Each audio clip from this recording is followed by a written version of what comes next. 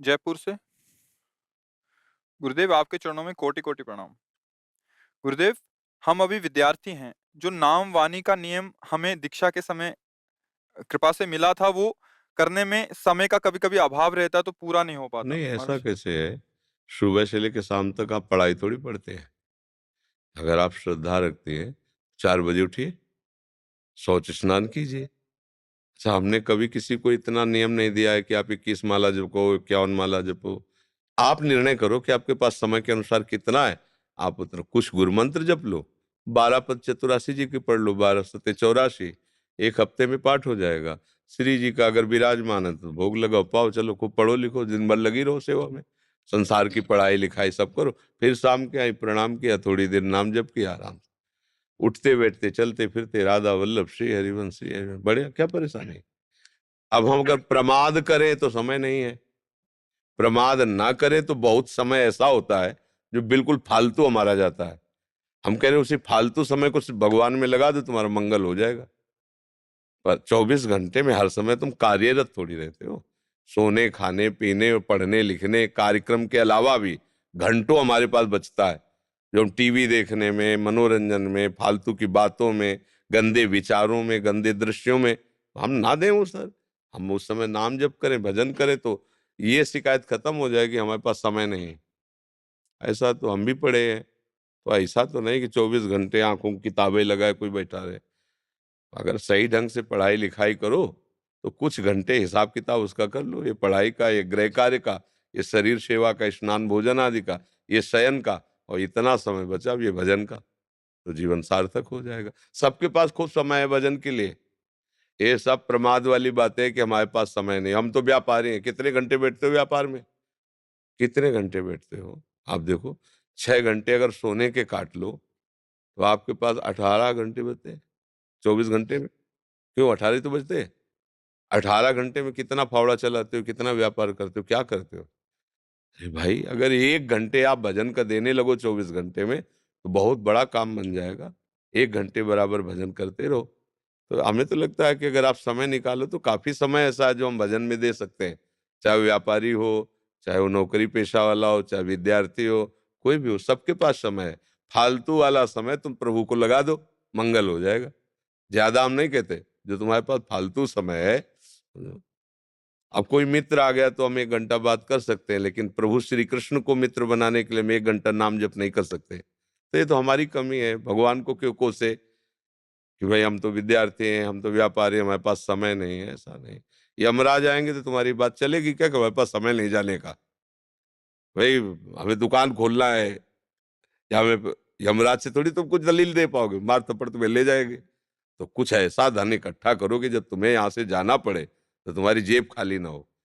यहाँ तुम BSc BCom जो भी पढ़ो, मरने के बाद फिर तुम्हें ककारा पढ़ना पड़ेगा। लेकिन 100 बार तुमने कृष्ण कहा है तो अब 99 से नहीं शुरू होगा, 101 से शुरू होगा। किसी भी जन्म में जाओगे तो 101 ऊपर से शुरू हो। ये पढ़ाई ऐसी है, कभी रद्द नहीं होती। अच्छे विचार वाले बनो, अच्छा भोजन करो, अच्छा दृश्य देखो, अच्छा संग करो, अच्छे आचरण करो, नाम जप करो, अभी आनंद में जीवन हो जाएगा। प्रमाद मत करो, गंदे आचरणों में समय ज्यादा मत दो, नहीं वो तुम्हें पतित कर देगा, तुम्हें गिरा देगा। हिमानी जी, हिमानी जी, श्री हरिवंश महाराज जी, आपके चरणों में कोटि-कोटि नमन। महाराज जी, आपने सत्संग में कहा है कि गुरु निंदा, वैष्णव निंदा, इष्ट निंदा नहीं सुननी चाहिए। महाराज जी, जब ये पारिवारिक जनों में ही ऐसी स्थिति बन जाए तो उस समय क्या करें? नौकरी में जाते हैं, वहाँ ऑफिस के सहकर्मी। कान में उंगली डाल ले। मान लो अपने से बड़े हैं, परिवार के लोग हैं, उनका विरोध नहीं कर सकते। अगर ऐसा लगे कि अंगुली डालने पर ये लोग पीट सकते हैं, मान लो घर के सदस्य हैं, तो अंदर से नाम चलाने लगो, राधा राधा राधा राधा, देख लो प्रिया जी, देख लो प्रिया। क्योंकि विरोध करने की बात सामर्थ्यवानों में होती है। मान लो आप एक स्त्री हैं, आपका पति ही निंदा करने लगे, आपके परिवार की निंदा करने लगे, तो फिर हम किसी, तो उस फिर अंदर ही अंदर एकदम ना सुने। अगर हम, आप बुरा बात बोलो, हम ना सुनना चाहे तो हम सुनते हुए भी नहीं सुनेंगे, देखते हुए भी नहीं देखेंगे। अभ्यास करो, कानून का ऐसा अभ्यास करो कि अंतर्मुख हो जाए और नाम सुनने लगे। निंदा आदि सुनने से तो निश्चित अंतःकरण बहुत बुरी तरह से पतित हो जाता है। पर निंदा के किए ते आवत नहीं, कछु हाथ मूरख पर्वत पाप को ले चल अपने साथ।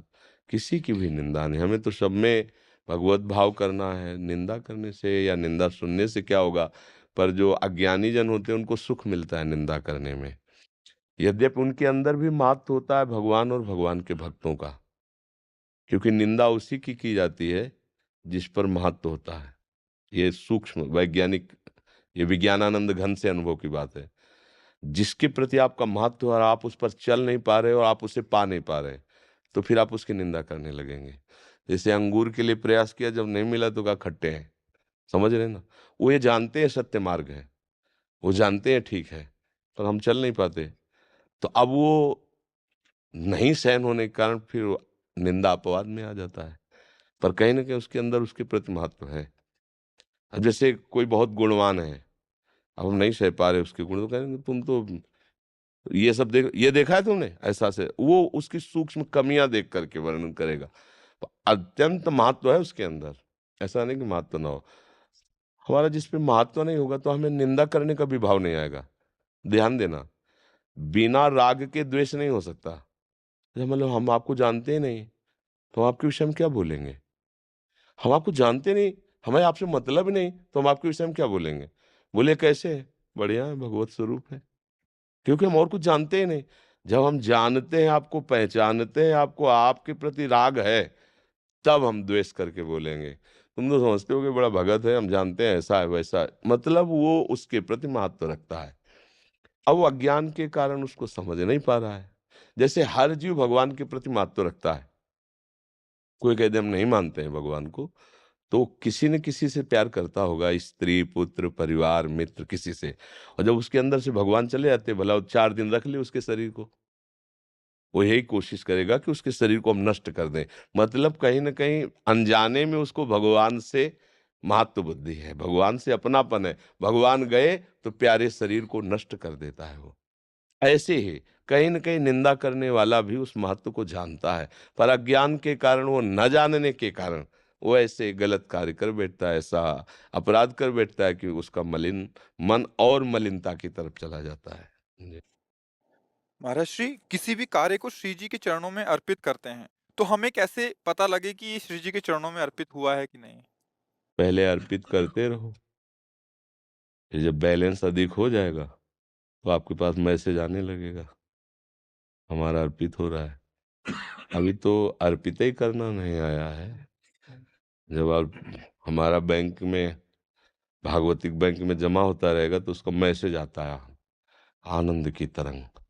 अब लगने लगता है हमारा जीवन प्रभु के चरणों में समर्पित हो गया। विकारों का प्रभाव कम होने लगा, हृदय में निर्विकारता छा रही, प्रभु के लिए रोने की इच्छा हो रही, प्रभु से मिलने की इच्छा हो रही। अब हमारा बैंक बैलेंस काम कर रहा है, हमारा जीवन समर्पित हो रहा है। समझ में आ रहा है? और जब भोजन किया जाता है तो खुद पता हो जाता है कि हमारा कितना पेट भरा है। ऐसे जब हम परमार्थ में चलने लगते हैं तो खुद हृदय में पता चलने लगता है कि हमारी उन्नति हो रही या अवनति हो रही, हमें कितना आनंद का अनुभव हो रहा है, हम कितना विकारों पर विजय प्राप्त कर रहे हैं। सूरज जी बरेली से। श्री हरिवंश महाराज जी, आपके चरणों में साष्टांग दंडवत प्रणाम। महाराज जी, मेरा प्रश्न यह है कि जितनी प्रीति मेरी श्री राधा नाम में है, उतनी ही प्रीति मेरी हनुमान जी में है। महाराज जी, जब मैं श्री राधा नाम जप करता हूँ तो उसी क्षण श्रिया राम नाम जप करने लगता हूँ, तथा जब मैं श्रिया राम जप करता हूँ उसी समय राधा नाम करने लगता हूँ, जिस कारण मेरे हृदय में भाव उत्पन्न होता है कि जो मैं नाम जप कर रहा हूँ वो सही पद्धति है अभी है नहीं। महाराज जी, कृपया मार्गदर्शन करें। पहले करते रहो कुछ समय तक, हृदय पवित्र होगा, फिर एक पक्ष आ जाएगा। कोई गलत तो कर नहीं रहे, बुरा तो कर नहीं रहे ना, भगवान ही है। भगवान का स्मरण करते रहो। आगे चलकर रास्ता बदलता है, जब प्रेम जागृत होने को होता है, तब फिर बहुत से, जब तक ब्याह नहीं होता तब तक लड़की का बहुत फोटो देखना स्वाभाविक है। ये भी दूल्हा हो सकता है, ये भी दूल्हा हो सकता है। लेकिन जब पाणी ग्रहण संस्कार हो गया, फिर उसकी जो सच्ची भावना वाली होती है, उसकी फिर किसी में रुचि नहीं रह जाती। कोई फोटो देखो, ये सब पहले की बातें थी, अब तो ब्याह हो गया, अब जिनके साथ हो गया वही हमारे सर्वस्व है। तो गुरु की प्राप्ति हुई और गुरु ने जो नाम मंत्र दे दिया आराध्य देव का, बस फिर मन वचन कर्म से साधक उसका आनंद हो जाता। अब वो उपासना में चल पड़ा, पर चलता तो यहीं से, ये नींव है जो आप कर रहे हो ना, ये नहीं, सबकी यही उपासना पद्धति होती है। दुर्गा जी पूजना, शंकर जी को पूजना, गणेश जी को पूजना, सबको पूजते पूजते फिर परमार्थिक उसकी उन्नति होती है। अब जैसे यहाँ की जो उपासना है परमार्थिक चरम सीमा की उपासना है, तो ये कोई गलत तो आप कर नहीं रहे, आप करते रहिए और भाव से करिए। हाँ, धीरे धीरे धीरे धीरे वो आगे का मार्ग जो है वो खुद खुल जाएगा। भगवान 100-200 नहीं होते, एक ही उनके अनंत नाम है, अनंत रूप है, अनंत लीला है। तो जिस नाम रूप में वो घसीटेंगे तो सब भूल जाएगा, उसी में आप आ जाओगे। तो अपने को तो जो चल रहा है